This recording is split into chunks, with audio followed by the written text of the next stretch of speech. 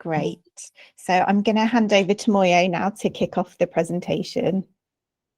Good morning all, and thank you for joining. As on the screen, I'm going to go through the agenda as on the slide. In this section, we go through the following: who we are, overview of project grants, who can apply, what we can fund, application process cycle, when to apply, step-by-step application guidance, what happens next. I'm also going to go through the housekeeping now. Please keep yourself on mute the whole time. This meeting will be recorded, as Lisa said, and the recording will be available online. If you do not wish to be seen, please keep your camera off. A copy of the slides will be shared after the event. Please save any questions until the end of the session or write them in the chat, and we aim to answer them as quickly as possible. The following key terms will be used throughout this presentation. VCS means voluntary and community sector. Organization and group may be used interchangeably, except for when specifically referring to structured groups of residents.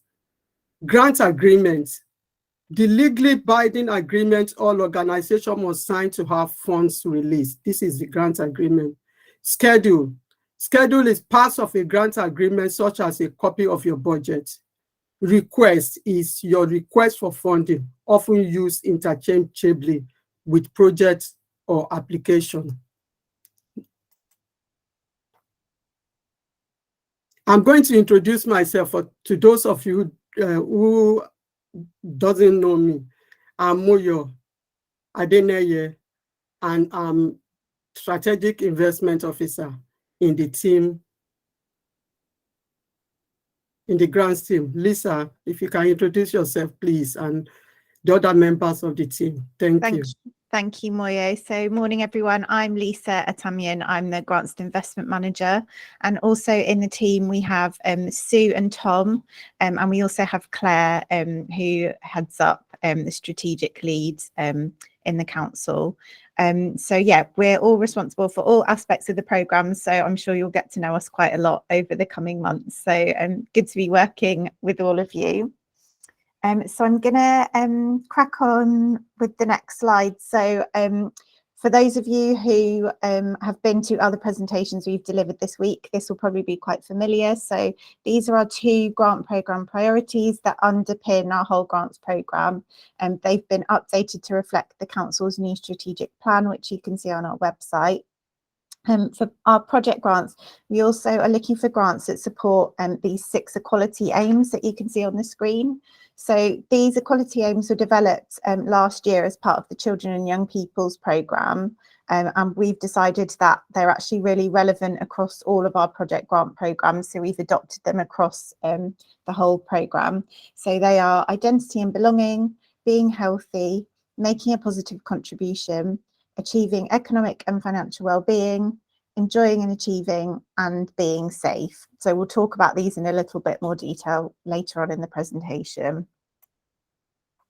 So this table gives an overview of the grants programmes that are open for applications this year. So today we're going to be discussing our project grants programme. The programme has separate strands specifically for Children and Young People's Fund, which is similar to what we delivered last year, and also a new programme this year, the Healthier Hackney Grants. So the exact funding amounts do vary per strand, so do look at the guidance documents and come along to these sessions where we will explain that. But generally, grants are up to around £20,000. As with last year's programme, organisations must have an annual income of between £10,000 and £1 million in order to apply for this grant. So today we're talking about the generic project grants, and the Healthier Hackney information session is taking place this afternoon. The Children and Young People session was yesterday, and the recording will be on the website very soon. So if your project will be aimed specifically at children and young people, or specifically about physical activity, then please go to those sessions and apply to one of those grants instead. So this is just a generic programme. So there's one round of funding this year and it's open now, and grants will be awarded from April 2023. So the next programme is our Community Chess programme, which will remain similar to previous years. We'll continue to have 4 rounds of funding, and this is a small kind of micro grants programme for very small grassroots organisations who have to have an income of less than £10,000 to apply. So the information session for this is on Friday. And finally, Community Infrastructure was a programme that was launched last year. There are already 20 organisations funded through this programme, so this year's fund will be quite limited, as we'll only be able to add about 5 more organisations to this portfolio of grantees. The grants will be up to £19,800, and there'll be a 2-stage application process consisting of an application form, which is open now, and an interview. So this is a very, very different grant to our project grants. It's core funding and it's for something very, very different. So if you're interested in this fund, please do go ahead to the information session taking place on Monday, the 20th of February, so that you can understand it in a bit more detail before you commit to applying. So these are our closed schemes for this year. So just very quickly, an outline of this. So our specialist grants is a programme which supports key organisations within the borough, and we're continuing to review this programme and how it aligns to our wider approach to the VCS. We also have our social welfare advice programme, which is funding advice services in the borough. The application process for this took place in autumn 2022, with 3-year grants being awarded from April this year. So there won't be any open rounds of that funding for a few years because 3-year grants have been awarded. So I'm going to pass over back to Moyo now, who's going to talk about the project grants in further detail. Thank you, Lisa. Like Lisa said, I'm going to be talking specifically about the project grants now. The purpose of Project Grants Fund is to fund short-term activities that are working towards the grant program objective and priorities stated before. Please note, if your project is working exclusively with young people, you should apply for the Children's and Young People's Fund. If your project is specifically to address physical activity, you should apply for the Healthier Hackney Fund. This is the key information to know before you apply for a project grant. Applications should be for projects between £1,001 and £20,000. Project can last no longer than 24 months from the project start date, and all projects must be complete by 31st of March 2025. Organizations cannot apply for a project amount that exceeds 50% of their annual income. These are 2 examples from our 2022-23 projects.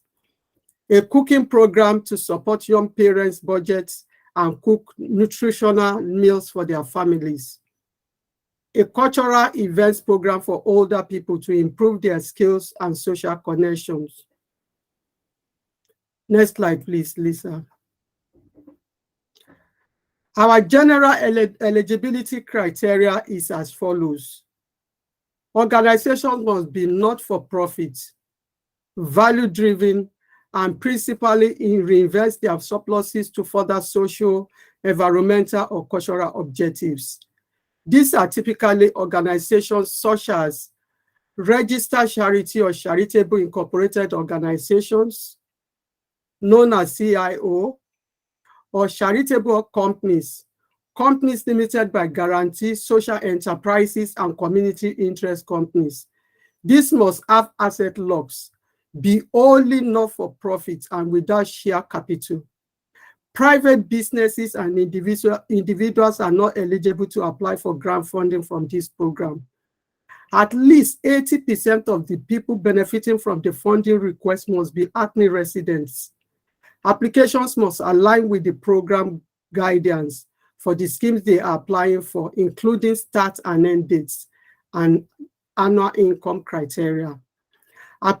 If applicants who have received a grant through the program in previous years have failed to fulfill the funding requirements of the previous grants, including return of required monitoring forms, they may not be eligible to apply for a grant. Thank you, Lisa. In addition to the general eligibility outlined previously, organizations will also need to provide a number of documents along with their application, which will be used to conduct due diligence checks. This will vary slightly depending on the type of organization and also if you are a structured group of residents applying for community checks only. Generally, organizations must be registered with articles or constitution with clear defined aims and objectives. They must have an organization bank account. Where this is not possible for groups of residents, extra checks will be carried out before funding is released to an individual account. They must also have annual accounts to show income and expenditure in the case of smaller groups, a financial forecast or projection. They must also have appropriate insurance and safeguarding policies and be able to demonstrate that 80% of beneficiaries will be Hackney residents. Thank you, Lisa. Next slide. Okay, thank you.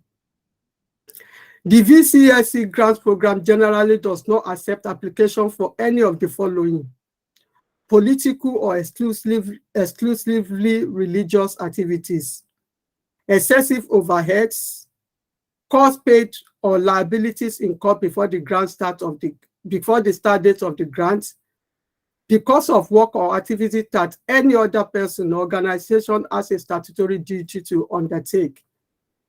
Activities undertaken outside of Hackney, although there may be some exceptions. Previous debts, including contingent liabilities, contingencies, although this does vary per scheme, and we will discuss this later. Interest charges, service charges, depreciation of fixed assets, any costs that are not outlined within the grant application.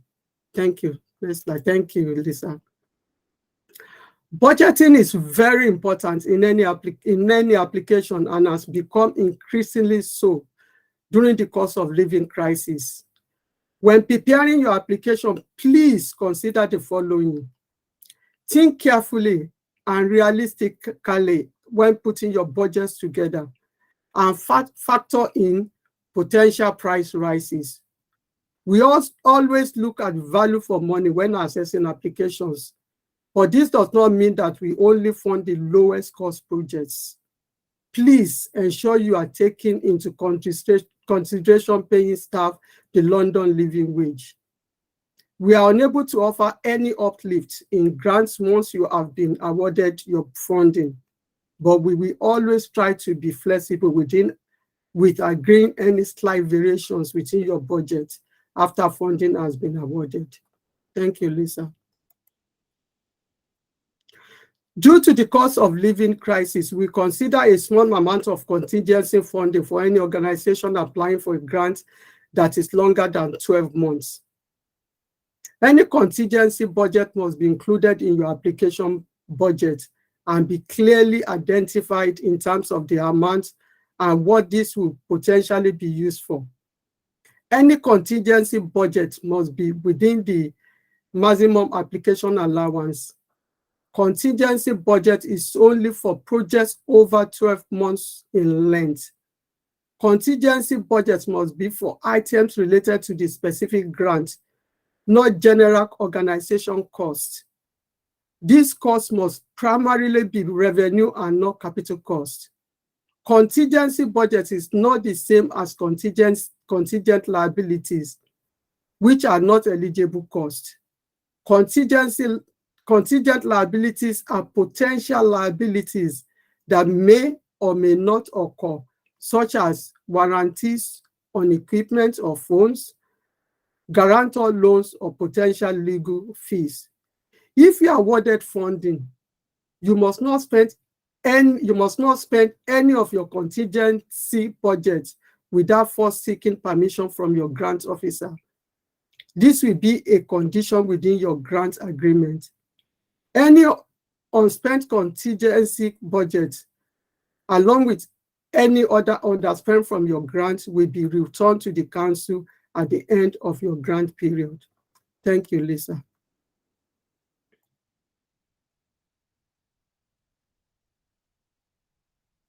We receive a lot of high-quality applications each year, and unfortunately cannot fund them all.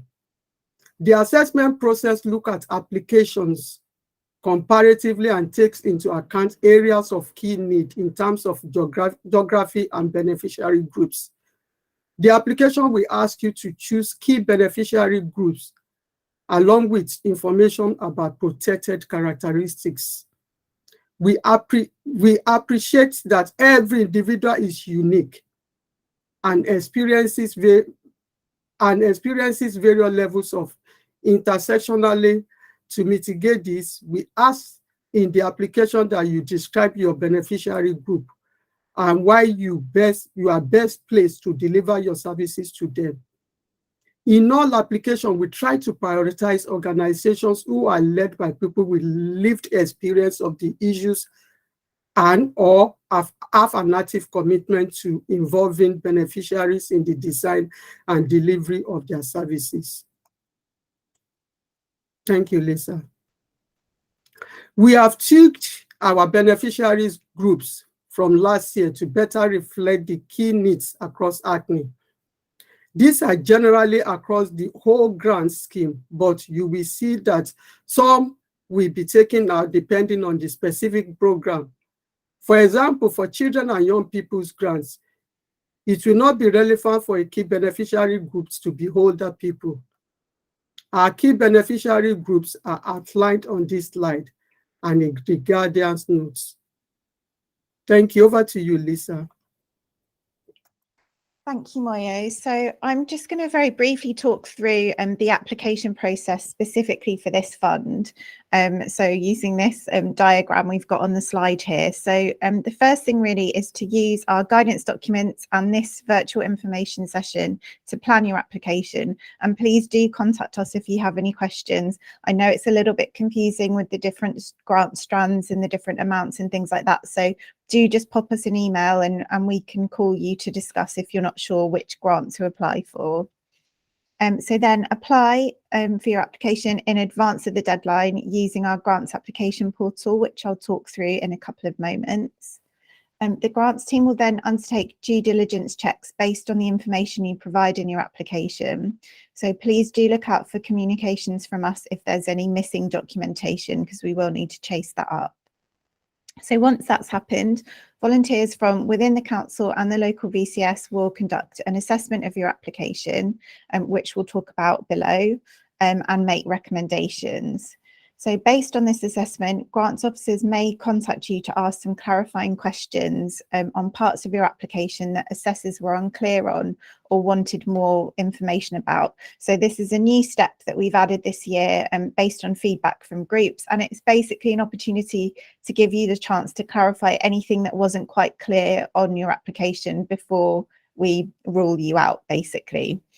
So please do make sure you respond to any of these questions in advance of the deadline you're given, as this may affect how your application is discussed at the panel. So all assessors will then meet at a grants panel to discuss the applications comparatively and will take into consideration contextual information and key needs within the borough. They'll make their decisions at the panel, and these decisions will then be signed off by senior officers within the council. So you'll be notified of the outcome of your application as soon as possible after the panel. So we're hoping this will be around the week of the 1st of May. We'll always offer verbal feedback to all unsuccessful applicants, and we do really encourage you to reach out to us for this if you're unsuccessful. Groups from previous years have found this helpful. So, you know, all is not lost. We will help you if your application is unsuccessful. Successful applicants will then be issued with a grant agreement and can commence delivery of their project. More information about the process of being a grant holder can be found on the grantee guidance document in our website. So just to reiterate the key dates for this project. So the deadline for all strands of the project grant is 27th of March at 5 p.m. The application will no longer be available after 5 p.m. So definitely make sure that you submit your application before then. Give yourself enough time to complete it, factor in any technical difficulties, things like that, because we really can't help you if it's after 5 p.m. on the 27th of March.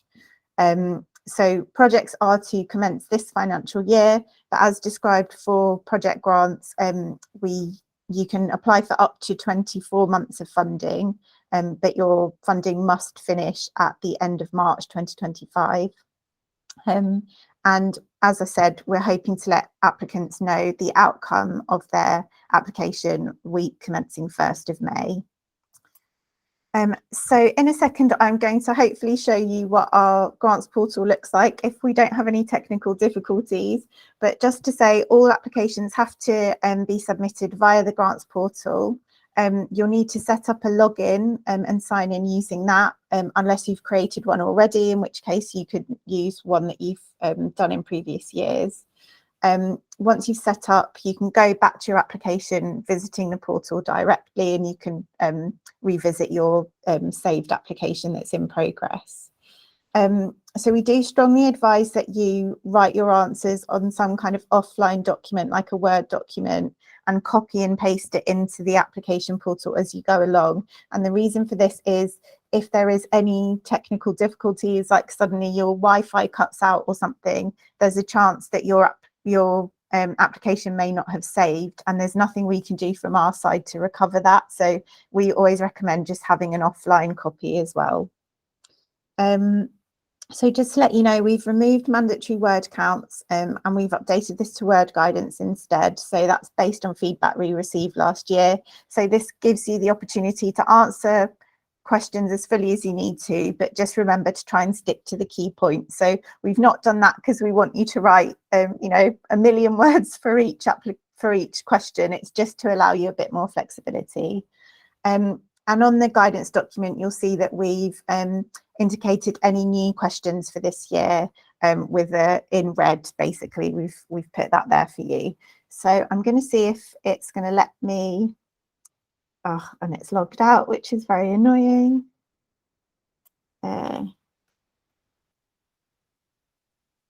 So this is basically what it looks like.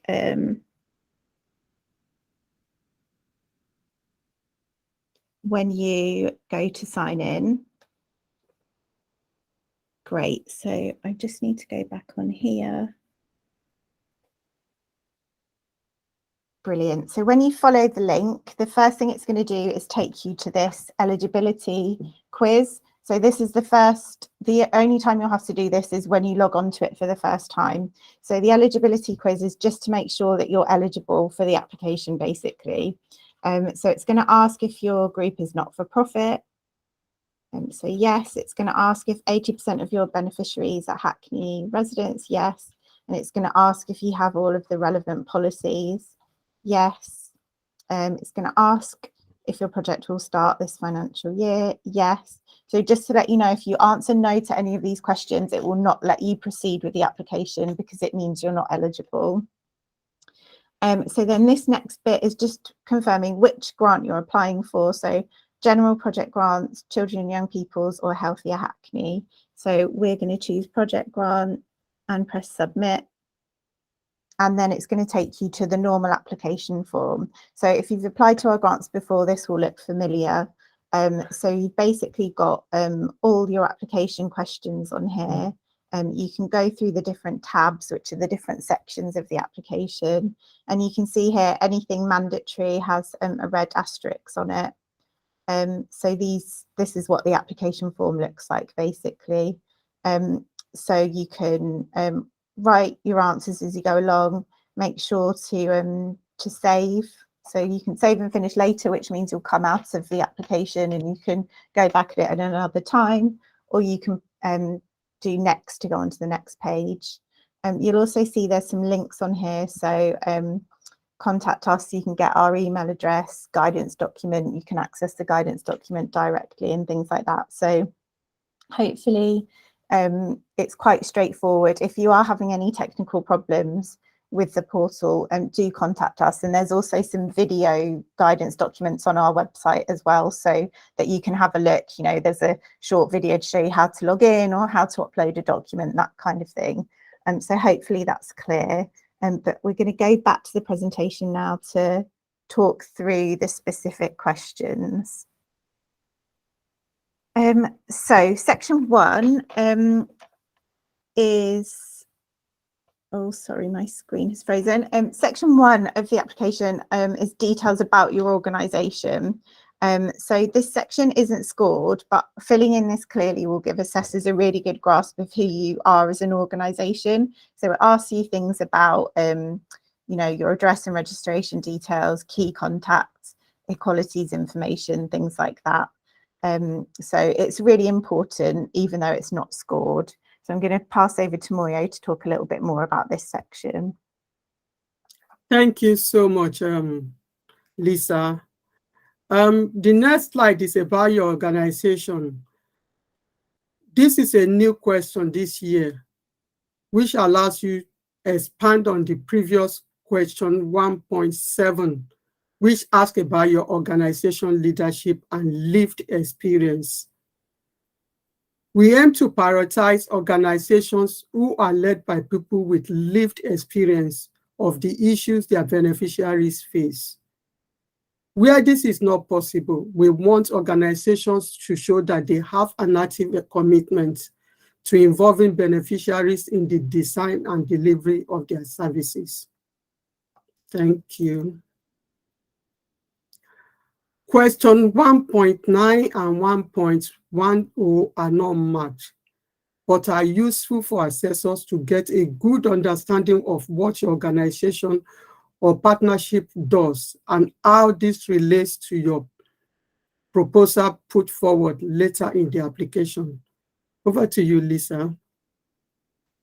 Thank you, Moyo. So section 2 is probably the most important part of your application, as this is really the bulk of what you want the funding for.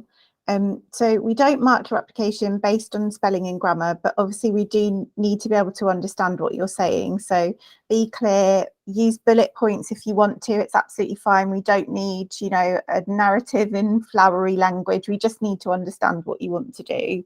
And we do recommend, if you can ask someone who knows very little about the project to read through the application, that's always quite helpful, because if they don't understand it, it's a good chance that the assessors won't understand it. So that's quite helpful. So we will always be proportionate in our assessment. So this basically means the more you're asking for, the more detail we're going to expect, and the more we'll expect from your application. So as mentioned, for this section and others, we have removed word counts and given word guidance instead, but it's important to stick to the point when answering these questions and only include details which you feel are really relevant to your project. So in terms of the specific questions, so question 2.1, project summary, is essentially the title of your project. 2.2 is asking where your project will be delivered.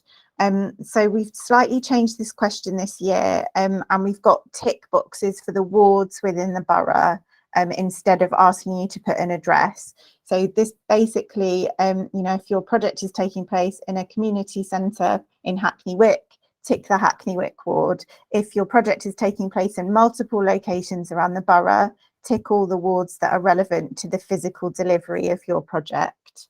If your project is not taking place in Hackney, there's also an option to say outside of Hackney, but just make sure if that is the case that you've addressed elsewhere, that your application is ensuring that at least 80% of the beneficiaries are Hackney residents. So 2.3 is the project start and end date. So just as a reminder, projects have to start this financial year. So for us, that's between 1st of April 2023 and March 2024. Projects can't be more than 24 months in length, and projects must end by the 31st of March 2025. So as I said, if you're not sure, just check with us. It's always better to just double check with us rather than apply for something that's incorrect. So question 2.4 is really important. So this asks you to choose which of the two overarching grant priorities your project is working towards. So you need to include information about what your project will achieve and how it fits with the chosen priority, how it will achieve it and how it will be delivered, who will benefit and why. So think about each of these bullet points when writing your answer. If an assessor still doesn't understand what your project is after reading this section a few times, it's probably not a very successful application. So make sure you really, really clearly link your project back to your chosen priority. So just as a reminder, these are what the priorities are. So think about how your idea fits into one of these priorities and choose accordingly. So some examples from previous years. So promoting prosperity and well-being with target positive action where needed. So a project supporting young adults experiencing food poverty to cook and make healthy choices. And so that fits really well into priority 1. And for priority 2, building strong cohesive communities that are part of the solution. An intergenerational mentoring scheme links well to this priority. So just think about what your project wants to do and link it to one of those 2 priorities. Now, some projects may feel that they are contributing to both, and that's fine. You can reference that in your answer, but do remember that it's better to align strongly and clearly with one of these priorities rather than to cover both quite vaguely. So this is the scoring criteria that assessors will be looking at to determine your success, and there's a link to the scoring criteria within the guidance document. So assessors will give a rating to each section and then an overall rating of your application based on this. So this is what it looks like.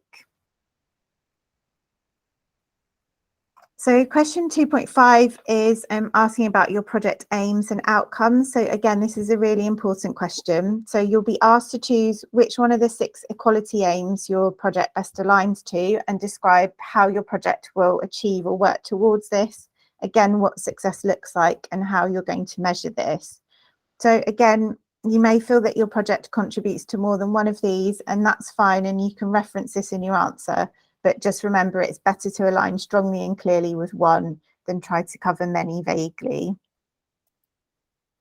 So think about how your idea supports one of these equality aims and choose your aim accordingly. So this table, which is also in the guidance document, shows a bit further detail underpinning each of these aims to help you decide which one best aligns with your project.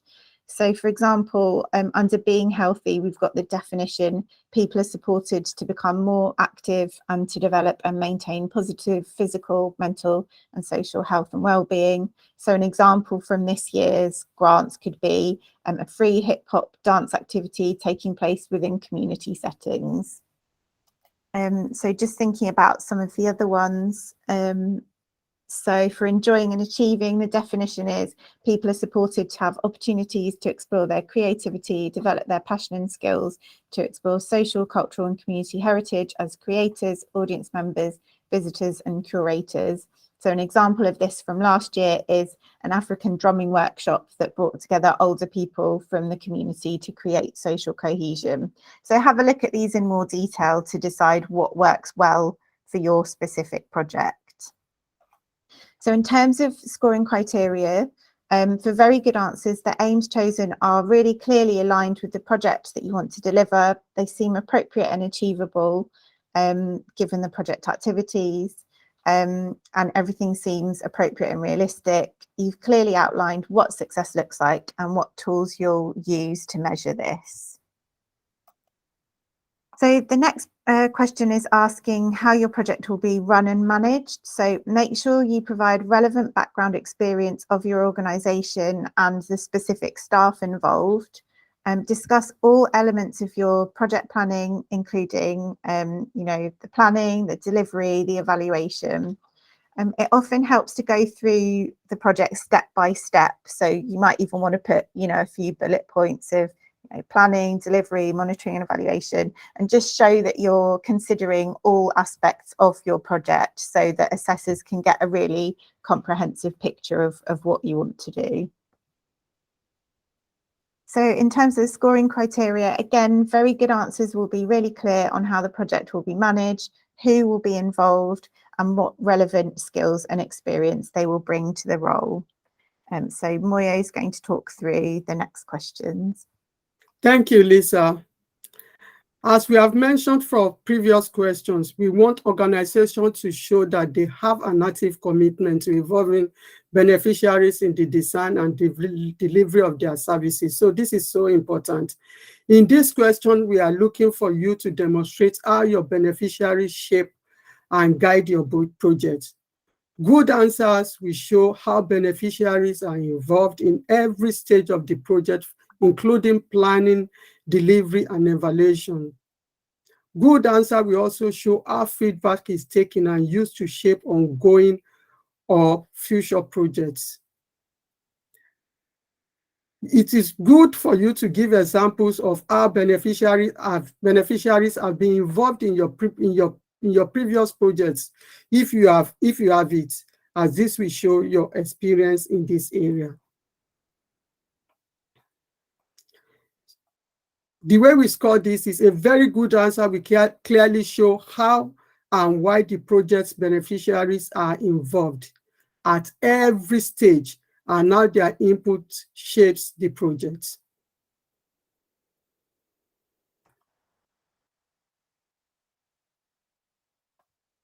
The next question, section 2, is about risk. All projects, large and small, present risks. In this section, you are expected to complete a risk assessment, clearly outlining what risks may occur and how this will be mitigated. A good application will clearly identify any relevant risks, assess the probability of it happening and the impact if it did, then articulate well how this will be mitigated in practice. This will look different for every project and is assessed by assessors for comprehensiveness. Never be subtle or imply things about risks. Always be very explicit. If your project is working with children or vulnerable people, you should always be referencing safeguarding in your risk section. Think about things like COVID as well. Thank you. A very good answer will clearly acknowledge the main risks and have a clear and appropriate response for each one. Thank you, Lisa. Over to you, Lisa. Thanks, Moyo. So section 3 is all about your beneficiaries. So the type of people you'd like to support through your project. Only part of this section is scored, but make sure that your answers align with what you've told us about your project so far. So for example, if you've told us your project is specifically targeting people aged 85 plus, but then suddenly start talking about young people in this section, then we're going to be a little bit confused by that. So if you're targeting groups based on particular equalities, such as ethnicity, please do be explicit about this in this section. We do appreciate that there's no one size fits all when it comes to beneficiaries, as everyone you support is an individual, but please use the space provided to describe your beneficiaries' needs and why you're best placed to meet them as an organisation. So question 3.1 and 3.2 are basically just number questions. So it's to tell us the number of beneficiaries and the number of volunteers that you expect to be involved with this project. Number of volunteers is optional. We appreciate not all projects use volunteers. So if you've not got any volunteers, that's fine, just leave that blank. But for either of these questions, just make sure your numbers are consistent with what you've said elsewhere in your application. So if you said earlier on in the application you're supporting 50 beneficiaries and here you're writing 250, assessors are going to be confused why that number's different. So just make sure you're always consistent. So question 3.3, you'll be asked to choose one primary beneficiary group who will be supported through your project. So we appreciate this may be difficult, as you may feel that your beneficiaries align to a number of people in this group. And obviously intersectionality means it's not easy to put people in specific boxes, but please just choose as best as you can. And then there's a question below to expand on this, and you can talk about that intersectionality and why you've chosen a specific group, but why you feel like your beneficiaries might fit into other groups as well. So the next question, as mentioned, this is the second part of the question. So it asks you why you're focusing on this group and how you're best placed to do so organisationally. So make sure you cover how the project will benefit this group, why the project is needed for this group, and how your organisation is best placed to support this work. So here it's really helpful to bring in evidence of why you're supporting this group, including evidence from your own experience of working with them. So not just bringing external statistics, but talk about your own track record, previous feedback you've had and things like that, to build a picture of why your organisation are the best people to be delivering this work. So in terms of scoring criteria, so very good answers will be clear on which groups they're targeting. It will fit in well with the rest of their application and make sense with what they want to deliver. They're able to articulate why the project is needed, the benefit to the group, and the organisation's own track record using evidence where possible. So section 3.4 asks you to tell us if your project is supporting people with protected characteristics, including ethnicity, age and religion. So this section isn't scored, but gives assessors a good idea of any particular equalities groups that you're supporting. And this is taken into consideration at the panel. So again, remember here to be consistent with the answers in the rest of your application. If your application isn't targeting a particular ethnic group or a group with these characteristics, that's fine. You can put NA and leave that. But if you are, please make sure that you're being explicit here, because that's really important when we're taking into consideration all of the applications that we're supporting. So Moyo is going to talk through the next section now, which is about the budget. Section 4, which I'm going to talk about now, is all about your budget. This section is called, there are calculator buttons to help you to ensure your breakdowns are correct. Make sure your budget breakdown makes sense in conjunction with the rest of your application. If you start talking about items in your budget that are not discussed elsewhere in the application, then assessors will be confused. Please make sure any staff are paid a London living wage. If you are including contingency, like we've said earlier, contingency funding, please make sure this is appropriate and meets the contingency criteria as laid out earlier. We have created the how much can I apply for section to help you work out just that. As a reminder, organizations cannot apply for a grant that is more than 50% of their annual income amount. The calculator works this out for you. So you put in your annual income, for example, 20,000, and it will tell you the maximum you can apply for is £10,000. Obviously, if your project only costs £3,000 to deliver, you will ask for £3,000 only. This is merely telling you the maximum amount we will consider. Similarly, if your annual income is over 40,000, then the 20,000 maximum amount you could apply for is less than 50% anyway, so you do not need to worry. Question 4.1 is asking how much you are requesting from us for your project. You only need to complete 4.2 if you are asking us to part fund your project. For example, if the whole project costs £20,000 and you're asking for £10,000 from us, and the remainder from another funder, that is what we ask in question 4.2. Thank you, Lisa. Question 4.3 is the budget table.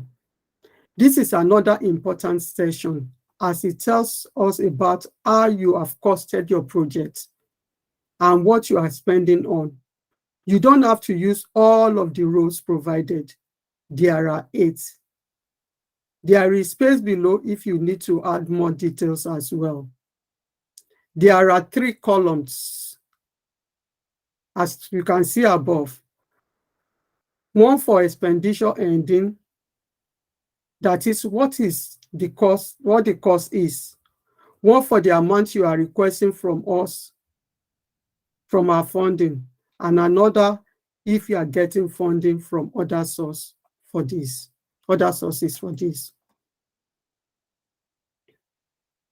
At the bottom of the budget table are 2 sections with calculator icons. These are to calculate the sums that you have put in your table. Always use this and check that everything you have put in your table is adding up correctly. We do see a lot of projects fall because their numbers are inconsistent. Thank you, Lisa. The question 4.3 is our scoring criteria. A very good answer will provide thorough, detailed, and realistic costs based on the project information provided. The budget items will clearly link to the narrative, and this enhances the overall clarity of the project asks. Question 4.4 is an optional question.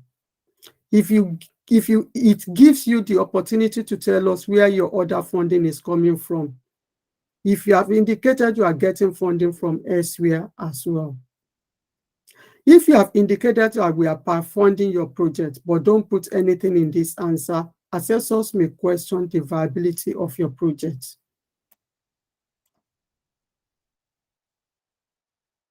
Section 5 is for you to input your organization bank details. This is very important as well.